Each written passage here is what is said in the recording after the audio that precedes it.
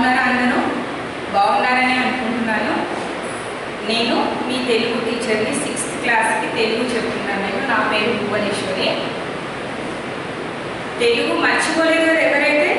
ఈ హాలిడేస్లో బాగా 3 months హాలిడేస్ వచ్చాయి. మీకు ఏమైతే మర్చిపోలేదని అనుకుంటున్నాను. ఎందుకంటే మీకు రెగ్యులర్గా తెలుగు టచ్లోనే ఉంటుంది. మీరు చెప్పినవన్నీ లాస్ట్ ఇయర్ క్లాస్లో చెప్పినవన్నీ మీరు వింటున్నారని, అది పాటిస్తున్నారని అనుకుంటున్నాను. ఎందుకంటే నేను ఎప్పుడు చెప్పేది మెయిన్ తెలుగు మనకి పర్ఫెక్ట్గా రావాలి అంటే బేసిక్స్ అనేవి డైలీ 2 daysకి డైలీ రాసినా పర్వాలేదు. 2 daysకి ఒకసారి వర్ణమాల, గుణింతాలు, గుణింతపు గుర్తులు, ఒత్తులు ఇవన్నీ మీరు డైలీ రాస్తున్నారని అనుకుంటున్నాను. అవి రాసుకుంటూ వాటితో పాటు ఇప్పుడు నేను చెప్పే పాఠాన్ని కూడా మీరు ఇంట్లో చదువుతూ మీరు ఒకసారి ప్రాక్టీస్ చేయండి. అదిగాక మళ్ళీ డైలీ మీకు ఈ న్యూస్ ఇంట్లో ఇప్పుడు ఎక్కువగా వింటుంది ఏంటి? న్యూస్. అందరూ న్యూస్ వింటున్నారు కదా, TV9, V6. దాంట్లో మనకి ఏమొస్తుంది? మెయిన్ తెలుగులోనే కదా అన్నీ వచ్చేవి. కరోనా కేసులు, అంబర్పేటలో ఇన్ని, తిలక్ నగర్లో ఇన్ని తెలుగులో వస్తున్నాయా, ఇంగ్లీష్లో వస్తున్నాయా? తెలుగులో. అంటే ఆ స్క్రోల్ అయ్యేవి కూడా ఒకసారి మీరు చదువుతూ ఉండండి. మీరు అలా చదువుతూ ఉంటే మీకు ప్రాక్టీస్ అవుతుంది. సరేనా? అది చేస్తారని ఆశిస్తూ ఇప్పుడు నేను చెప్పబోయేది 6th క్లాస్లో ఫస్ట్ పాఠం. మీకు అంతకన్నా ముందు మీరు క్లాస్ వర్క్గా సింగిల్ రూల్ బుక్ యూజ్ చేయండి. సింగిల్ రూల్ 200 pagesది సింగిల్ రూల్ బుక్ క్లాస్ వర్క్గా పెట్టండి. ఏది ఇచ్చినా కూడా దాంట్లో ఆ బుక్లో రాయండి. ఇప్పుడు మీరు ఏదైనా మంచి గొప్ప పని లేదు క్లాస్లో. ఇప్పుడు మీరు 6th, లాస్ట్ ఇయర్ 5th క్లాస్లో బాగా మంచి మార్క్స్ వచ్చాయి, ఫస్ట్ వచ్చారు అంటే ఫస్ట్ మీ పేరెంట్స్ ఏం చేస్తారు? మిమ్మల్ని ఏం చేస్తారు? అభినందిస్తారు కదా, మెచ్చుకుంటారు. మనం ఎక్కువగా వాడేది మెచ్చుకోవడం. వేరే వాళ్ళు కూడా మా అబ్బాయి ఫస్ట్ వచ్చాడు, మా అమ్మాయి ఫస్ట్ వచ్చింది 5th క్లాస్లో అని మెచ్చుకుంటారు కదా. ఆ మెచ్చుకోవడాన్ని ఇంకో రకంగా కూడా ఏమంటారో తెలుసా? అభినందన. మెచ్చుకోవడం. అభినందన అంటే ఏంటి? మెచ్చుకోవడం. ఎవరైనా ఏదైనా చిన్న వాళ్ళ నుంచి పెద్దవాళ్ళ దాకా మంచి పనులు చేస్తే, అందరికీ నచ్చే విధంగా చేస్తే ఏమంటారు? అభినందించడం. ప్రధానమంత్రి అభినందించారు, అభినందించారు. ముఖ్యమంత్రి అభినందించారు. మన తరగతిలో ప్రధాన ఉపాధ్యాయురాలు అభినందించారు. వింటుంటాం కదా ఈ వర్డ్. అయితే దానికి సంబంధించిన పాఠం ఇవాళ అభినందన. మనం నేర్చుకోబోయే పాఠం అభినందన. ఈ పాఠాన్ని రాసింది ఎవరు అంటే శేషం లక్ష్మీనారాయణ. శేషం లక్ష్మీనారాయణ అనే కవి ఈ పాఠాన్ని రాశాడు. అయితే ఈ పాఠంలో మనం నేర్చుకునేవి ఏ విషయాలు? ప్రతి ఒక్క పాఠంలో మనం నేర్చుకునేవి కొన్ని విషయాలు ఉంటాయి. అవి ఏవేవి అనేది మనం తెలుసుకుందాం. పాఠం యొక్క నేపథ్యం అంటే మెయిన్ పాఠం యొక్క థీమ్, నేపథ్యం ఏంటి, మనకి ఎందుకు ఈ పాఠం ఉంది. ఏదైనా అంతే కదా, మీ మమ్మీ వాళ్ళు ఏదైనా అంటే అందరూ అలా ఉండరు. ఏదైనా పని చేయినా కొంతమంది ఉంటారు. నాకు తెలిసి క్లాస్లో అందరూ ఉండరు. ఇది చేయినా తొందరగా, ఈ వర్క్ చేయవా ప్లీజ్, ఇది ఒక్క పని చేసినావు అనుకో గుడ్ బై అంటే గుడ్ బై అంటే సరే నాకు ఏమి ఇస్తావు నువ్వు అంటారా? ఫస్ట్ ఏం చేస్తారు? ఏమి ఇస్తారో అని ఆశిస్తారు కదా. అలానే ఈ పాఠం యొక్క నేపథ్యం అంటే మీకు ఈ పాఠం ఎందుకు ఉంది, మీకు ఎందుకు అవసరం ఈ పాఠం అనేది ఈ పాఠం యొక్క నేపథ్యంలో నేర్చుకోవచ్చు. రైతులు సైనికుల యొక్క గొప్పతనాన్ని తెలియజేయడమే ఈ పాఠం యొక్క నేపథ్యం. నెక్స్ట్ పాఠ్యభాగ వివరాలు. ఈ పాఠ్యభాగంలోని అన్ని వివరాలు కూడా గేయ రూపంలో ఉంటాయి. గేయం అంటే పాడుకోవడానికి వీలైనటువంటిది. పాడుకోవడం. ఇప్పుడు కొన్ని పాటలు ఎలా ఉంటాయి? గేయం రూపంలో అంటే పాటల రూపంలో. కొన్ని ఎలా ఉంటాయి? పద్యాల రూపంలో. కొన్ని కథా రూపంలో, కొన్ని నాటకాల రూపంలో అలా ఉంటాయి. మనకి ఈ భాగమైనది గేయానికి సంబంధించింది అనమాట. నెక్స్ట్ కవి పరిచయం. ఈ పాఠం యొక్క కవి ఎవరని చెప్పాను? శేషం లక్ష్మీనారాయణ. ఆయన గురించి మనం నేర్చుకుంటున్నాం. ఇప్పుడు శేషం లక్ష్మీనారాయణ గురించి నేర్చుకుందాం. శేషం లక్ష్మీనారాయణ సొంత ఊరు ఎక్కడ ఆయన అంటే కరీంనగర్ జిల్లాలోని నగునూర్ అనే ఊరిలో ఆయన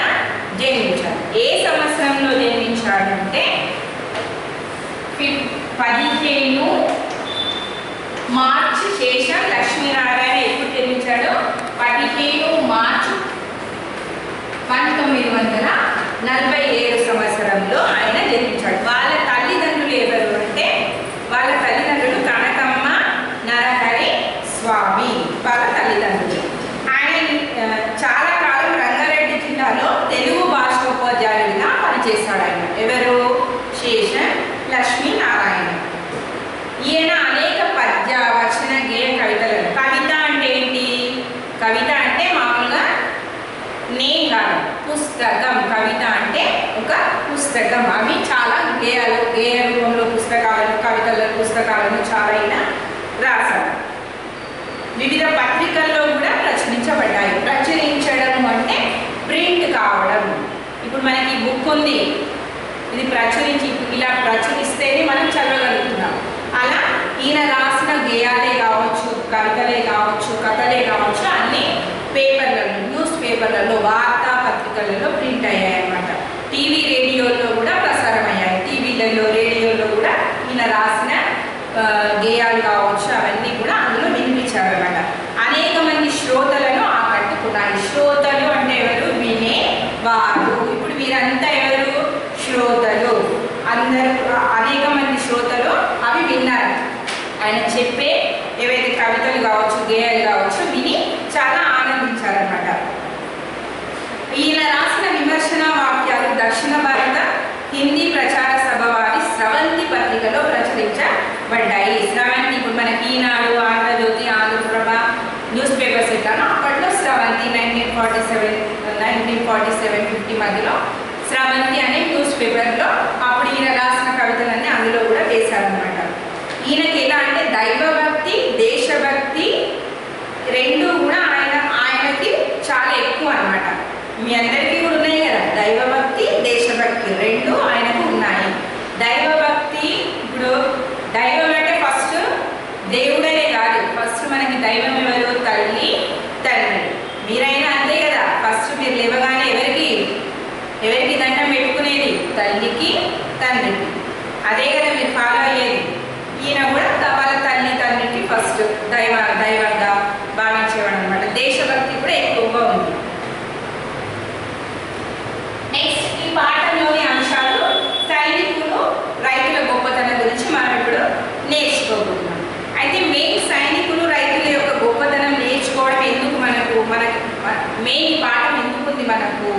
ఈ పాఠం ఎందుకు ఇచ్చారు అంటే సైనికుల గురించి, రైతుల గురించి తెలుసుకోవడం అన్నమాట.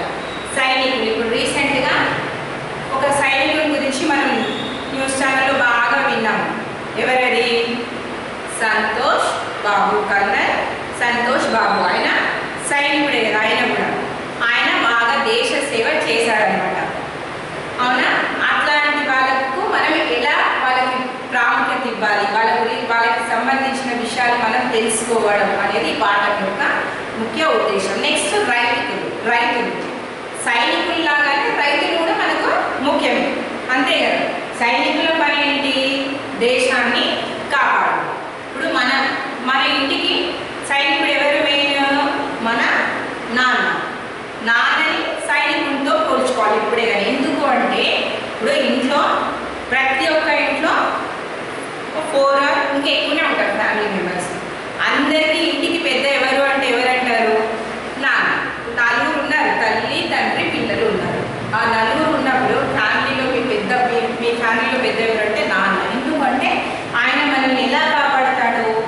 ఎక్కడి నుంచి ఏ ఆపద వచ్చినా, ఎట్లాంటి మనకి ప్రమాదాలు జరుగుతున్నా నాన్న అనేవాళ్ళు ఫస్ట్ ఉండి మనల్ని కాపాడతాడు. అలానే సైనికుడు కూడా మన దేశానికి సంబంధించి మన దేశానికి ఎలాంటి ప్రమాదం రాకుండా మనందరినీ రక్షించుకుంటూ దేశానికి కాస్తుంటాడు. అందుకే మన నాన్న, సైనికుడు ఇద్దరు గొప్ప అన్నమాట. ఎవరే కానీ నాన్నని తక్కువ చేయకూడదు. ఎందుకంటే నాన్న మనకి ఫస్ట్ సోల్జర్. మీకు అన్ని అవసరాలు తీరుస్తున్నాడు, అన్ని కాపాడుతున్నాడు అంటే నాన్న గొప్ప సోల్జరే కదా, సైనికుడే కదా, అవునా కదా. నెక్స్ట్ పాఠంలోకి వెళ్దాము. వందనాలు వందనాలు అభినందన చెందనానివే, మా అభినందన చెందనానివే. శ్రమదాచని హాలికులకు, తలవంచని సైనికులకు, భరతమాత పురోగతికి ప్రాతిపదికలకు గనులకు. వందనాలు వందనాలు వందనాలు అంటే నమస్కరించడం. మనం ఎవరైనా ఇంటికి వచ్చారు, వాళ్ళకి ఫస్ట్ ఏం చేస్తాం? నమస్కరిస్తాం కదా. నమస్కరించి రండి, మీ పేరెంట్స్కి సంబంధించి ఎవరైనా ఫ్రెండ్సే కావచ్చు, మీ చుట్టాలే కావచ్చు, ఫస్ట్ మన బాధ్యత ఏంటి? వాళ్ళకి నమస్కరించడం. నమస్కారం వందనం ఎందుకు అంటే వాళ్ళకి రెస్పెక్ట్ ఇవ్వడము. అంతే కదా, మీరైతే అలానే ఉంటారు కదా. ఇంటికి ఫస్ట్ ఎవరు వచ్చినా ఇప్పటి వరకు లేకపోతే నెక్స్ట్ మీరు చేయాల్సింది ఏంటంటే మన ఇంటికి ఎవరైనా వచ్చారంటే ఫస్ట్ వాళ్ళకి మనం వందనం చేయాలి. నమస్కారం చేసి కూర్చోండి. సపోజ్ మీ నాన్న వాళ్ళ ఫ్రెండ్ ఎవరైనా వచ్చారు, నమస్కారం అంటూ కూర్చోండి, నాన్న వస్తారు. అది మన ఫస్ట్ బాధ్యత. కూర్చోబెట్టి వాటర్ ఇవ్వడము ఫస్ట్, అది బేసిక్ మన రెస్పాన్సిబిలిటీ. అట్లా వందనాలు అభినందన చందనాలు. ఎవరికి వందనాలు చేస్తున్నారు ఇక్కడ కవి? శ్రమదాచని హాలికులకు. హాలికులు అంటే ఎవరు? హాలికులు అంటే ఎవరు తెలుసు? ఇంతకుముందు ఆల్రెడీ మీకు తెలుసు కదా, 5th లో నేర్చుకున్నారు కదా. హాలికులు అంటే రైతులు. శ్రమ అనేది, రైతులు ఎప్పుడు కూడా వాళ్ళ శ్రమని దాచిపెట్టుకోరు. ఇప్పుడు ఇంట్లో మీకు మమ్మీ కానీ డాడీ కానీ ఏదైనా పని చెప్తే, అమ్మో నాకు అస్సలు చాటున అయితే లేదు మమ్మీ, ఇప్పటిదాకా చాలా కష్టపడ్డా అని చెప్తుంటారు కదా, అలసిపోయినా అంటారు కదా. కానీ రైతు, అమ్మో నేను కొంచెమే పంట పండిస్తాను, ఇక నా వల్ల కాదు, మా ఇంటి వరకే నేను మా ఇంటి వరకే పంట పండించుకొని తింటా అని అన్నాడు. రైతు ఎప్పుడు వాళ్ళ శ్రమ అనేది దాచుకోడు రైతు. ఎందుకంటే ఫస్ట్ దేశం యొక్క అందరి కడుపులు నింపడం రైతు యొక్క బాధ్యత. రైతు అనేది అంత శ్రమ అంటే ఆయన కష్టాన్ని దాచిపెట్టుకోకూడదు. ఎంత కష్టమైనా సరే మనందరి కడుపులు నింపుతున్నాడు. మనకు పొద్దున్న నుంచి రాత్రి వరకు ఫుడ్తోనే అవుతుంది కదా. మార్నింగ్ లేవగానే బ్రేక్ఫాస్ట్ అని, పాలు అని, సరే పాలే తీసుకుందాం. పాలు తాగాలంటే పాలు ఎక్కడి నుంచి వస్తాయి? ఆవు నుంచి వస్తాయి. ఆవుకి పాలు ఎలా? గడ్డి తింటుంది. గడ్డి ఎక్కడి నుంచి వస్తుంది? రైతు పండించే పొలంలో నుంచే కదా రైతు గడ్డి వచ్చేది. అలా రైతు అనేది ఆయన కష్టం దాచుకుంటే కనుక మనకు తినడానికి ఫుడ్ అనేది ఉండదు. రైతు కష్టపడి పని చేస్తున్నాడు కాబట్టి మన కడుపుకి అన్నం అనేది, అన్నమే కావచ్చు, ఏది కడుపు అనేది మనకి ఫుల్ నిండుతుంది అనమాట. అట్లాంటి రైతులకి మనము వందనాలు అభినందనాలు అంటే వాళ్ళకి మొక్కాలి, మెచ్చుకోవాలి అని రైతు చెప్తున్నాడు. నెక్స్ట్ తలవంచని సైనికులకు. సైనికులు మీరు విన్నారు కదా, సైనికుల పేరైతే, సైనికుల గురించి అయితే తెలుసు కదా. సైనికుల పని ఏంటి? ఎవరికి భయపడరు వాళ్ళు. ఇప్పుడు మన బార్డర్లో, ఇండియా బార్డర్లో మనల్ని కాపాడుకుంటూ ఉన్నారు అక్కడ. సపోజ్ వేరే కంట్రీ వాళ్ళు వచ్చి మీకు ఇంత డబ్బులు ఇస్తాము, మమ్మల్ని లోపలికి వదిలేసి మేము ఏమన్నా చేసుకుంటాం ఇండియా లోపలికి వెళ్ళి అని అంటే, అట్లా డబ్బులు ఇస్తే వాళ్ళు ఒప్పుకుంటారా? ఒప్పుకోరు. అదే మామూలుగా సైనికుల ప్లేస్లో వేరే వాళ్ళు ఉంటే ఒప్పుకోవచ్చేమో, కానీ సైనికులు మాత్రం అస్సలు దేనికి, డబ్బులకే కావచ్చు, నీకు ఇంత గోల్డ్ ఇచ్చేస్తా, నీకు బాగా గోల్డ్ ఇచ్చేస్తా, లైఫ్ లాంగ్ బతికేదంత డబ్బులు ఇస్తా, నువ్వు మమ్మల్ని ఇండియాలో వదిలేసి నేను కొంతమందిని ఏమైనా చంపేసి వచ్చేస్తా అంటే ఒప్పుకుంటాడా? ఒప్పుకోడు. ఎందుకంటే ఆయన ఫస్ట్ కర్తవ్యం ఏంటి? దేశంలోని అందరి ప్రజలను రక్షించడం ఆయన యొక్క కర్తవ్యం. అట్లాంటి సైనికులను మనం మెచ్చుకోవాలి కదా. అందుకే కవి అదే చెప్తున్నాడు అన్నమాట. రైతులకు, శ్రమదాచని రైతులకు, నెక్స్ట్ ఎవరికి తల వంచని సైనికులకు మనము మొక్కాలి, అభినందించాలి. భరతమాత పురోగతికి ప్రాతిపదికలకు గనులకు. భరతమాత మన భారతదేశం అభివృద్ధి చెందడానికి, భారతదేశంలో అందరూ సుఖంగా ఉండడానికి ఎవరు కారకులు అంటే వాళ్ళిద్దరే, రైతులు, సైనికులు. వాళ్ళిద్దరిని మనం మెచ్చుకోవాలి. ఉడమి తల్లి పులకింపగా రుధిరం శ్వేతము కాగా పసిడిని పండించునట్టి ప్రగతి మార్గదర్శకులకు వందనాలు అభినందన చందనాలు.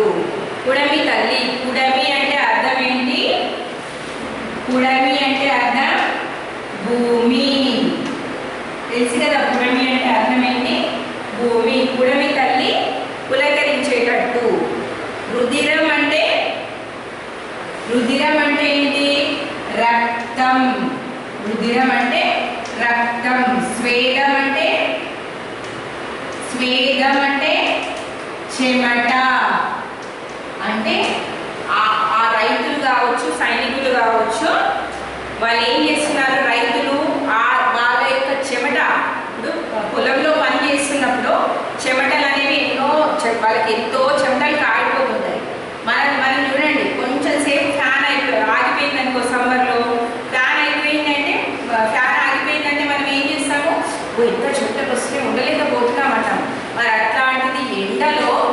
వాళ్ళు ఏం చేస్తున్నారు, రైతులు ఎండ పైనుంచి ఎండ కొడుతుంటుంది, అయినా వాళ్ళు అక్కడ పొలంలో కష్టపడి పని చేస్తుంటారు. ఎందుకు అంటే మన గురించి, దేశంలో అందరి ప్రజల కడుపు నింపడానికి వాళ్ళు ఆ రక్తాన్ని ఏదైతే వాళ్ళ చెమట ఉంటుంది కదా, చెమటని వాళ్ళు బంగారం చెమటని వాళ్ళు దాన్ని ఎంత చెమట కాకుండా పట్టించుకోకుండా మనకి బంగారం లాంటి పంటలని మనకు అందిస్తున్నారు.